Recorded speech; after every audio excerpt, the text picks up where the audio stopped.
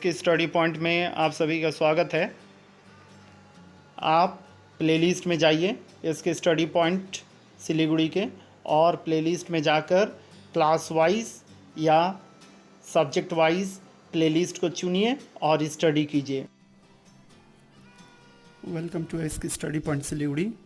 उम्मीद कर रहा हूँ आप सभी कोई अच्छे होंगे। तो चलिए इस वीडियो को शुरू करते हैं।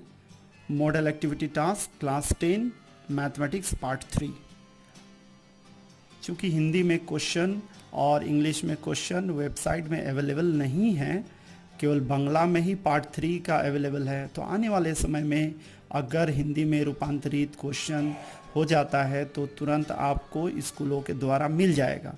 किंतु अगर नहीं मिलता है तो स्कूल अपने हिसाब से क्वेश्चन को ट्रांसलेट करके आप लोगों को प्रोवाइड कराएगा और आपको model activity task mathematics class 10 part 3 को सॉल्व करके स्कूल में जमा करना पड़ेगा।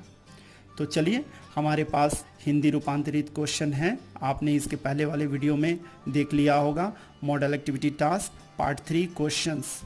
अगर नहीं देखा है तो तुरंत देख लीजिएगा, आई बटन में आपके पास दिख जाएगा लिंक, या डिस्क्रिप्शन में भी मैंने दे दिया है, उसको देखकर समझ लीजिएगा कि क्वेश्चन क्या है।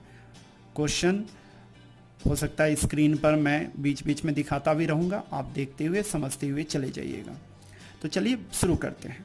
पहला क्वेश्चन दिया गया है जिसमें प्रमेय है, और यह प्रमेय नंबर 6 है, जो आप इसकी स्टडी पॉइंट सिलीगुड़ी के यूट्यूब चैनल पर जाइएगा और जाकर आप इस लिंक को क्लिक कीजिएगा, या फिर डिस्क्रिप्शन में भी है, या प्लेलिस्ट के द्वारा भी आप जाकर सर्च कर सकते हैं। वहाँ पे जाकर इस प्रमेय को कंप्लीट कर लीजिएगा। प्रमेय नंबर 6 यह लिंक है, इसको भी आप जाकर यूट्यूब में टाइप कीजिएगा तो आपको मिल जाएगा। तो लिंक भी डिस्क्रिप्शन में है, आप जाकर देख लीजिएगा और इस प्रमेय को कंप्लीट कर लीजिएगा। आगे बढ़ते हैं हम लोग।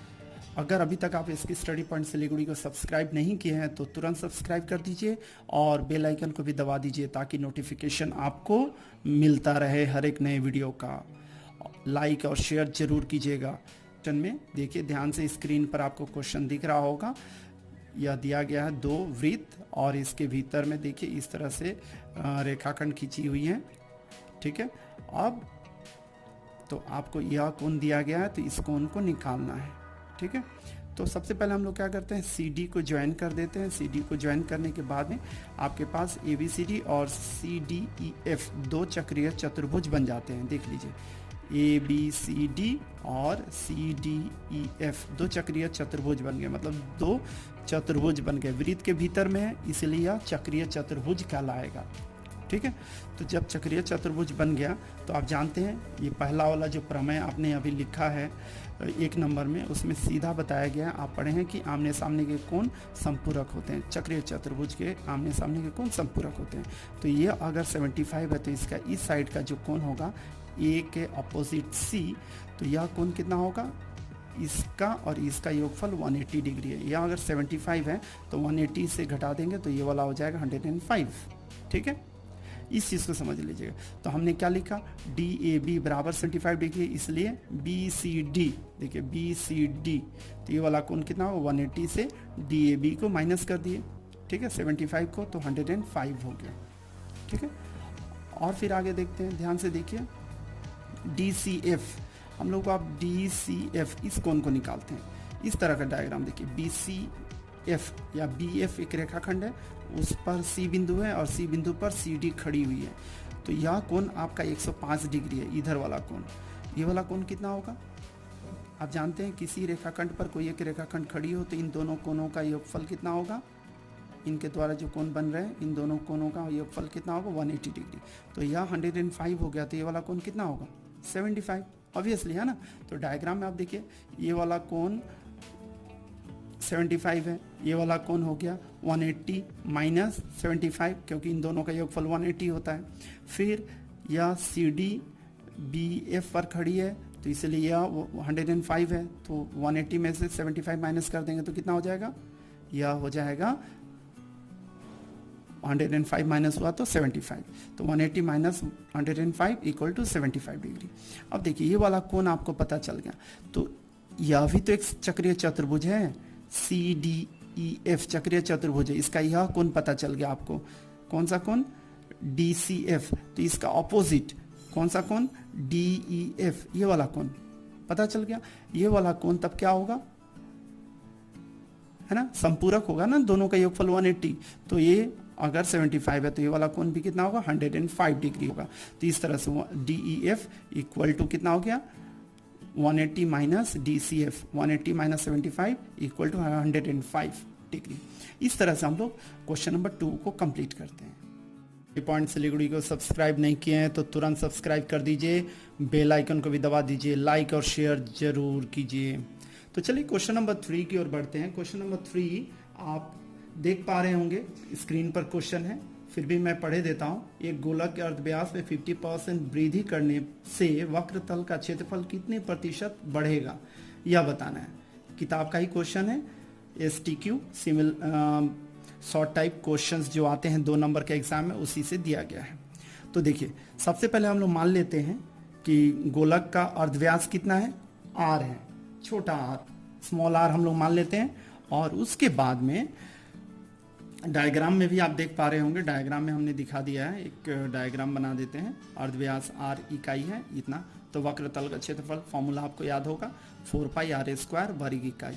तो 50% वृद्धि करने पर नया अर्धव्यास कितना होगा, पहले r था और r का 50%, तो r प्लस r का 50/100% को हटाए तो r प्लस r/2, 50 ने 100 को काटा 2 बार तो 2 हो गया, तो r गुना 1 r/2 हो गया। लसा निकाले तो कितना हो गया, इसके नीचे में 1 है तो 1 और 2 का लसा 2, फिर 2 ने 1 को भाग दिया 2, 2 गुना r 2r प्लस यहाँ पे r क्यों, r ने r को भाग दिया तो 1, 1 गुना r हो गया, तो 2r प्लस 1r मतलब सिंपल r, तो 3r हो गया, 3r/2 निकालिए। वक्रतल का क्षेत्रफल जब निकालेंगे तो आपके पास कितना हो जाएगा, 4πr होल स्क्वायर होता है, तो r के जगह में यहाँ पे नया अर्धव्यास कितना है, 3r/2 होल स्क्वायर, तो देखिए कितना हो गया, 9r²/4, 4 4 कट गया, तो देखिए कितना हो गया, 9πr² वर्ग इकाई हो गया। तो पहले जो वक्रतल का क्षेत्रफल था वो था कितना, 4πr², अभी हो गया अर्धव्यास को 50% बढ़ा देने से कितना हो गया, 9πr² हो गया। तो अंतर कितना हो गया, 5πr² है ना। तो वक्रतल के क्षेत्रफल में वृद्धि कितनी हो गई, 9πr² माइनस 4πr² किए तो कितना हो गया, 5πr² वर्ग इकाई। तो वक्रतल के क्षेत्रफल में वृद्धि प्रतिशत कितना होता है, जो वृद्धि हुआ उसको लिखें और कितना था पहले उसको लिखें, ठीक है, इंटू 100% कर दिया। तो देखिए πr² कट गया तो 5/4 इंटू 100%, 4 ने 100 को काटा 25 टाइम्स, 25 इंटू 5 कितना हो गया, 125%। तो उम्मीद कर रहा हूँ आपको समझ में आ गया होगा।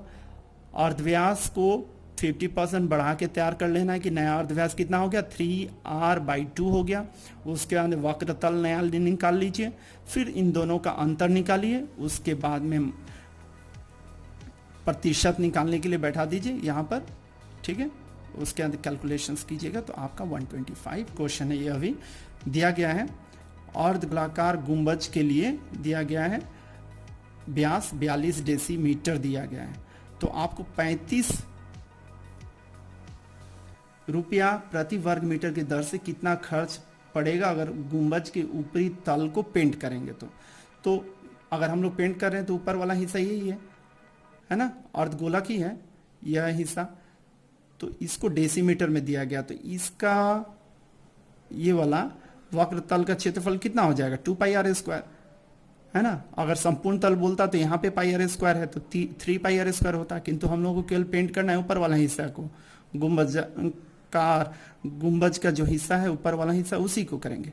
तो व्यास दिया हुआ है 42 डेसीमीटर, तो इसको हम लोग हाफ कर देंगे, तो अर्धव्यास या व्यासार्थ कितना होगा, 42/2 बराबर 21 डेसीमीटर। इसको फिर हम लोग सेंटीमीटर में बदल दे रहे हैं, ठीक है, 10 से डिवाइड कर दिए, क्योंकि जानते हैं 10 सेंटीमीटर बराबर 1 डेसीमीटर, तो 1 डेसीमीटर बराबर कितना होगा, 1/10 सेंटीमीटर, तो 21/10 सेंटीमीटर में बदल गया। अब वक्र तल का क्षेत्रफल निकालेंगे, फॉर्मूला हम लोग जानते हैं 2πr²। आर के जगह में कितना लिखेंगे 2/21/10 होल स्क्वायर। इसको 2 बार लिख लिए, देखिए 21/10 वर्ग सेंटीमीटर। कैलकुलेशंस यहाँ पे मैंने नहीं किया है, कारण नहीं है कि फिर बाद में हमें 35 से गुना करना है, बोल कर नहीं किए हैं। ठीक है, इस चीज़ को आप ध्यान में रखिएगा, क्योंकि बार बार कटिंग करके कुछ फ़ायदा तो होता नहीं है, इसीलिए एक ही बार हम लोग करें कैलकुलेशंस तो बेहतर दिखेगा। देखिए कुल क्षेत्र, जो क्षेत्रफल हुआ वक्रतल का क्षेत्रफल पता चल गया। अब कुल खर्च कितना होगा, 35 रुपये के हिसाब से कुल खर्च कितना होगा। कुल एरिया कितना था, टोटल एरिया कितना था वक्रतल का, 2 × 22/7 × 21/10 × 21/10, तो 35 से गुना कर दिए। आप देखिए जब इसको कटिंग करेंगे, ये 7 इसको काटा 35 बार, ठीक है, फिर 5 ने यहाँ पे काटा इसको 2 बार, ठीक, इस 2 ने इस 2 को काटा, तो 10 1 10 1 10 हट गया। कैसे कटिंग हो रहा है ध्यान से देखिए, ये 2 इसको काट रहा है कितने बार, 5 बार, फिर इस 5 ने काटा इसको 7 बार, और ये 7 फिर इस 7 को कट गया। अब देखिए 21 × 21 4 4 1/10 हो गया, फिर 22 यहाँ पे लिख दिए हैं, फिर इसको गुना करके इतना लिखें।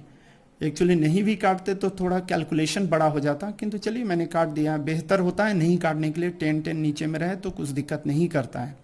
ठीक है, तो यहाँ पे 10 हो गया, गुना कीजिएगा तो 9702 हो जाएगा, तो 10 डिवाइड करेगा तो 970.2 होगा, और चूंकि ये पैसा है इसलिए एक जीरो बैठा देते तो 20 पैसे हो गया। तो पॉइंट के बाद में जितना जीरो चाहे बैठा सकते हैं, कोई दिक्कत नहीं होता है, किंतु हम लोग एक ही जीरो बैठा दिए ताकि 20 बोलने में सुविधा रहे, तो 970 रुपीज़ 20 पैसे हो गया। तो इस तरह से हम लोग model activity task class 10 mathematics part 3 को ख़त्म करते हैं। इसकी स्टडी पॉइंट सिलीगुड़ी के साथ जुड़े रहने के लिए बहुत बहुत धन्यवाद। Thank you very much.